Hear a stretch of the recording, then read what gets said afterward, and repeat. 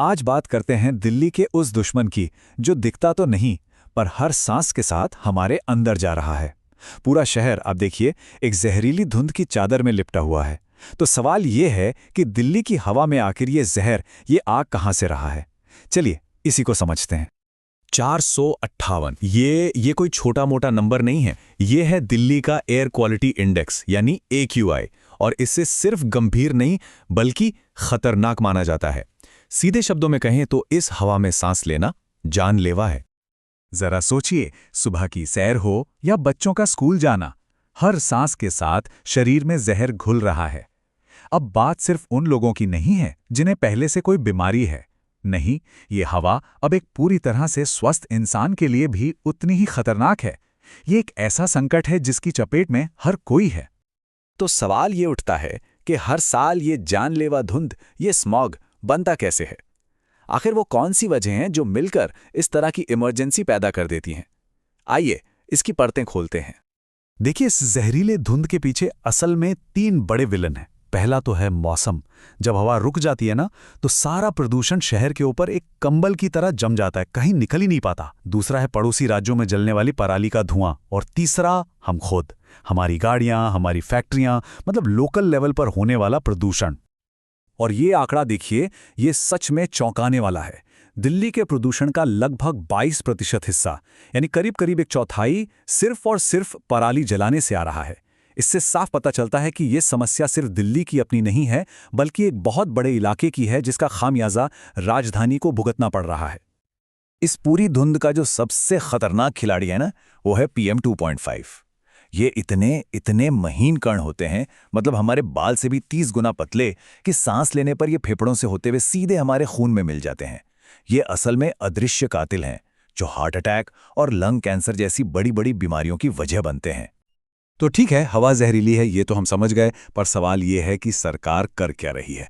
चलिए देखते हैं कि इस इमरजेंसी से निपटने के लिए क्या क्या कदम उठाए जा रहे हैं। सरकार ने एक सिस्टम बनाया हुआ है जिसे कहते हैं GRAP, यानी ग्रेडेड रिस्पॉन्स एक्शन प्लान। ये एक तरह का प्रीसेट एक्शन प्लान है। जैसे जैसे हवा खराब होती है, इसके अलग अलग स्टेज लागू हो जाते हैं, और अभी जो हालात हैं उसमें इसका तीसरा चरण यानी स्टेज 3 एक्टिवेट कर दिया गया है। ग्रैब स्टेज 3 का मतलब है कड़े नियम। शहर में जो भी गैर जरूरी कंस्ट्रक्शन का काम चल रहा था उस पर पूरी तरह रोक है। पुरानी पेट्रोल और डीजल गाड़ियों को सड़क पर आने से मना कर दिया गया है, और छोटे बच्चों के लिए यानी 5वीं क्लास तक के स्कूल भी बंद करके ऑनलाइन कर दिए गए हैं। मतलब कोशिश यही है कि जिन चीजों से प्रदूषण फैलता है उन्हें किसी भी तरह रोका जाए। लेकिन इन सरकारी नियमों और आंकड़ों से परे दिल्ली NCR में रहने वाले लाखों लोगों की रोजमर्रा की जिंदगी पर इसका क्या असर पड़ रहा है, अब जरा इस पर भी एक नजर डालते हैं। वैसे तो पूरी दिल्ली ही इस जहर की चपेट में है, लेकिन कुछ इलाके जैसे बवाना, वजीरपुर, रोहिणी, यहाँ तो हालात बहुत ही ज्यादा खराब हैं। इन जगहों पर AQI 450 के भी पार चला गया है, जिसका मतलब है कि यहाँ हवा में सांस लेना एक सजा के बराबर है। तो ऐसे में खुद को बचाने के लिए क्या किया जाए? एडवाइजरी बिल्कुल सीधी और साफ है, घर के अंदर रहिए। अगर बाहर निकलना बहुत ही जरूरी हो तो N95 मास्क के बिना बिल्कुल मत निकलिए। खासतौर पर घर के बुजुर्गों, बच्चों और उन लोगों का बहुत ध्यान रखने की जरूरत है जिन्हें पहले से सांस या दिल से जुड़ी कोई दिक्कत है। और यहाँ हम एक बार फिर उसी मोड़ पर आके खड़े हो गए हैं। ये एक ऐसा चक्र है जो हर साल हर सर्दियों में लौट कर आता है। सबसे बड़ा सवाल यही है कि आगे क्या कोई उम्मीद है? अफसोस, अच्छी खबर नहीं है। मौसम विभाग और एक्सपर्ट्स का यही कहना है कि फिलहाल राहत की कोई उम्मीद नहीं है। आने वाले कुछ दिनों तक दिल्ली की हवा बहुत खराब से गंभीर कैटेगरी में ही बनी रहेगी।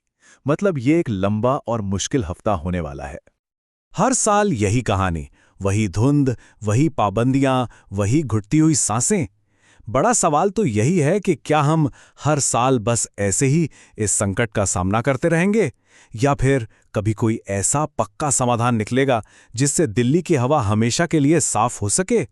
इसका जवाब हम सबको मिलकर ही खोजना होगा।